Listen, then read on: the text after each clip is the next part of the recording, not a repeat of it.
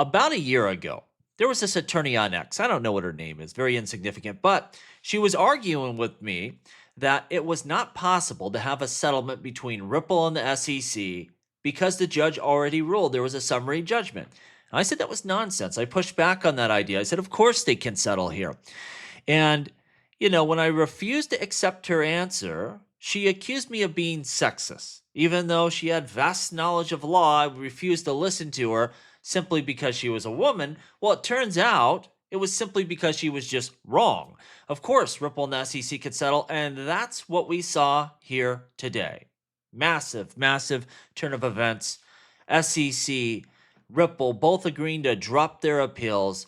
SEC returning 75 million of the 125 fine and agreeing to drop their injunction. Now this all has to go back to Judge Torres, and she should approve this.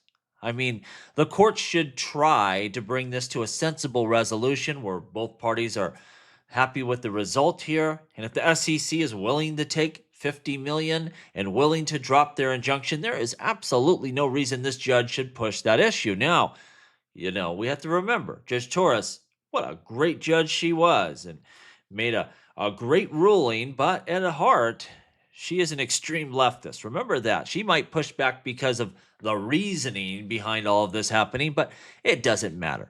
At the end of the day, this court case is over. SEC's dropping out. Ripple's dropping out. That's it. That's all that matters. And again, Judge Torres likely will accept this. There is no reason for her not to. And that's probably why you see that 50 million being left in there, because they got to go back with something reasonable. She ruled that Ripple had some illegal securities offerings. Whether they knew it or not or did it on purpose, it's not really relevant. And there was some fines attached to that.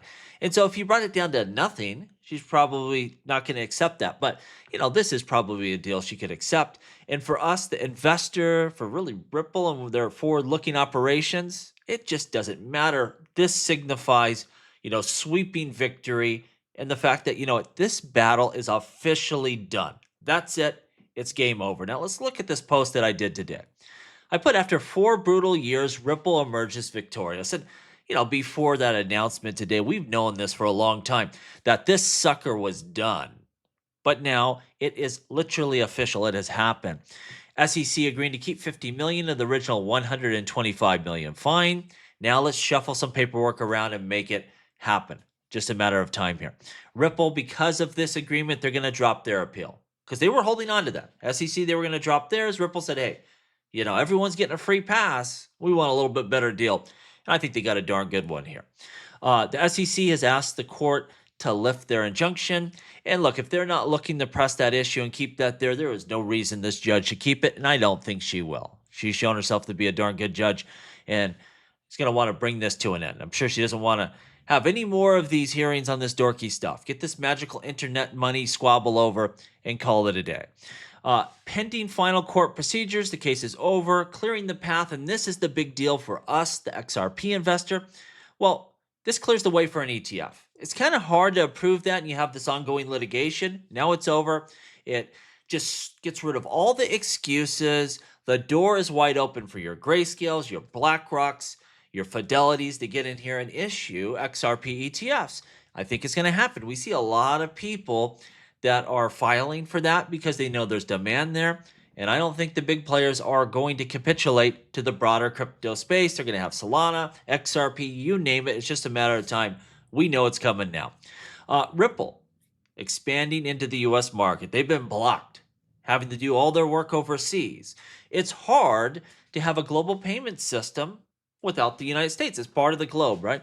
And of course, they could use stablecoins before, but now they can use whatever method is best. They can use XRP, they could use stablecoins. Now, they still have to be careful. They can't go back to doing what they did before. If that was an illegal securities offering, wrapping those transactions in contracts, those transactions revolving around XRP, they got to make sure they don't do that again. Whether you have an injunction or not, you can't break the law, but not a big deal. They got a ruling, they know the playbook, they know the guidelines, and they'll work within that. And it won't be that long before we have official regulations in this country, probably before the end of the year, where there is absolutely no question here. We're going to see a lot of global growth of XRP's utility. This, again, just clears the way for us to perform at our highest level. When the time is right, I'm not saying it's now. I still think they have some work to do on their business, grow their stablecoin business, to grow their custody business, Ripple payments now using on chain liquidity and RLUSD and all sorts of stuff. I think they have to grow their business a bit here, but it's going to clear the way for Ripple IPO at some point. I think they also have some thinking to do about how they want that company to be structured. But maybe 2026, 2027, we may see that happen. And just a lot of legal risk has been taken off the board, specifically for your big investors, your institutional investors. Uh, Pretty darn close. We're fairly sure that doesn't cut it. They need 100% certainty, and they got it now. They have it. Even a slim setback, a slim chance of a setback in appeal has been taken away. You didn't know. Anytime you're going into court and a judge is going to rule, you don't know exactly how that will play out. We don't have to worry about it now. There's a deal, both sides dropping it. XRP is not a security. We get to move forward full steam ahead. And I put this at the end here. This isn't just a win. This is a statement. This is a statement about Ripple. This is a statement about XRP. And this is a statement about the golden era of cryptocurrencies we are just now entering. Now it's going to be about, what do you really produce? What utility does your blockchain have?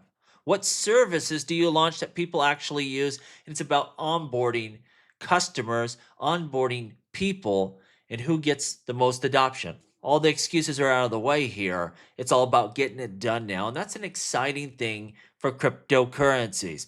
Let me know what you think down below. As always, please like, please subscribe.